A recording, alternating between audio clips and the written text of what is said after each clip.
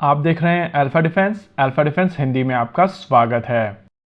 आज के इस वीडियो में हम लोग बात करेंगे काफी इंटरेस्टिंग टॉपिक के बारे में, लेकिन उससे पहले इस वीडियो को आप ध्यान से ऑब्जर्व कीजिए। आपको यहाँ पर वेव में अटैक्स होते हुए दिखाई दे रहे होंगे और हर एक वेव में कम से कम 6 वॉरहेड एनिमी के ऊपर जाकर गिर रहे हैं और ओवरऑल 6 ऐसे बराजेस आए हैं। यानी कि इन टोटल जहां पर भी ये वॉरहेड गिरे हैं वहां पर लगभग 36 इंपैक्ट्स हुए हैं और आपके पास में किसी भी तरीके की बैलिस्टिक मिसाइल शील्ड हो वो इसके खिलाफ किसी भी तरीके से कारगर नहीं होगी। इंटरेस्टिंग चीज ये है कि ये वीडियो निकल कर आई है यूक्रेन से, जहां पर रशिया की तरफ से अपनी ऑर्सेनिक मिसाइल सिस्टम का प्रयोग किया गया है और यूक्रेनियन कैपिटल सिटी कीव के ऊपर ये अटैक किया गया है। देखिए, यूक्रेन वॉर काफी समय से चल रही है और पिछले कुछ समय से ऐसा लग रहा था कि ये एक स्टेलमेट होने वाली है। हालांकि ईरान वॉर शुरू होने के बाद में लगातार यूक्रेन की तरफ से रशियन एसेट्स को टारगेट किया जा रहा था, स्पेसिफिकली ऑयल और गैस से रिलेटेड। लेकिन एक रीसेंट अटैक में उनकी तरफ से एक डॉर्मेट्री को टारगेट किया गया था और यहाँ पर लगभग 18 रशियन स्टूडेंट्स सो रहे थे। अब अगर आप रशियन पर्सपेक्टिव से इस पूरी चीज को देखेंगे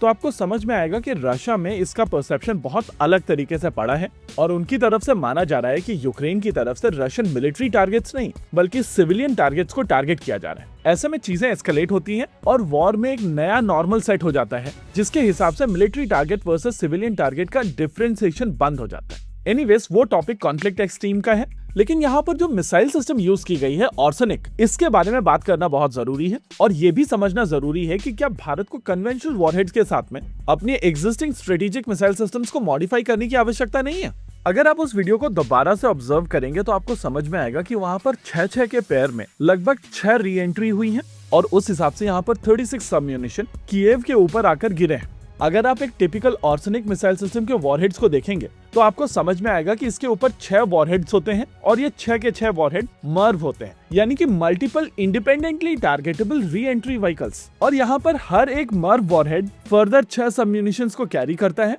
अब कीव जैसे शहर के ऊपर अगर एक मिसाइल सिस्टम चलाई जाती है तो आप 36 अलग अलग जगहों को टारगेट कर सकते हैं और ये इम्पैक्ट किसी भी देश के लिए बहुत ज्यादा डीमोटिवेटिंग। ऑर्सेनिक मिसाइल सिस्टम की अगर डायमेंशंस की बात की जाए तो पब्लिकली अवेलेबल डेटा के हिसाब से कहा जा सकता है कि ये मिसाइल सिस्टम काफी हद तक भारत की अग्नि 3 मिसाइल सिस्टम की डायमेंशंस के बराबर है। हालांकि अगर आप भारत की इस कैटेगरी के मिसाइल सिस्टम्स की बात करेंगे तो आपको समझ में आएगा कि भारत की तरफ से इस कैटेगरी में आमतौर पर स्ट्रेटेजिक मिसाइल सिस्टम्स बनाई जाती हैं जो न्यूक्लियर वॉरहेड्स कैरी करती हैं। यही कारण था कि पाकिस्तान की तरफ से जब ऑपरेशन सिंदूर के दौरान बैलिस्टिक मिसाइल सिस्टम्स फायर की गई थी तो चीजें काफी तेजी से एस्केलेट हुई थी और हिस्टोरिकली भारत का यह स्टैंड रहा है कि आमतौर पर बैलिस्टिक मिसाइल सिस्टम्स को स्ट्रेटेजिक डिलीवरी के लिए ही रखा जाएगा। हालांकि ये थॉट पिछले कुछ समय से चेंज हुआ है और इसी वजह से हम लोगों ने दोबारा से प्रलय मिसाइल सिस्टम के ऊपर काम देखा है और साथ ही साथ अग्नि प्राइम मिसाइल सिस्टम के ऊपर जो इन्वेस्टमेंट शुरू हुआ है वो इंडिकेट करता है कि भारत की तरफ से कन्वेंशनल रॉकेट फोर्स बनाई जा रही है।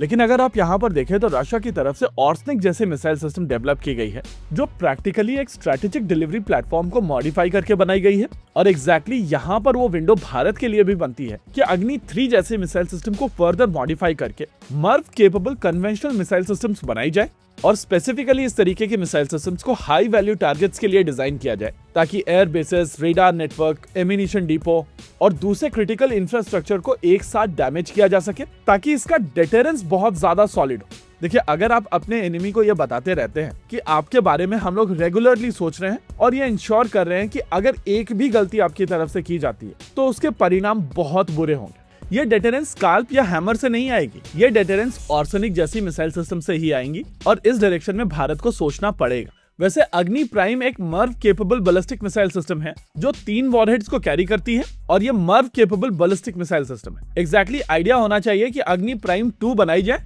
और इनको बड़े नंबर में इंडक्ट किया जाए ताकि पाकिस्तान ऑटोनोमस रीजन के साथ साथ मेन लैंड को भी परेशानी हो। इसी के साथ आज के इस वीडियो में रखते हैं केवल इतना ही। वीडियो को अंत तक देखने के लिए धन्यवाद। देखते रहिए अल्फा डिफेंस। जय हिंद।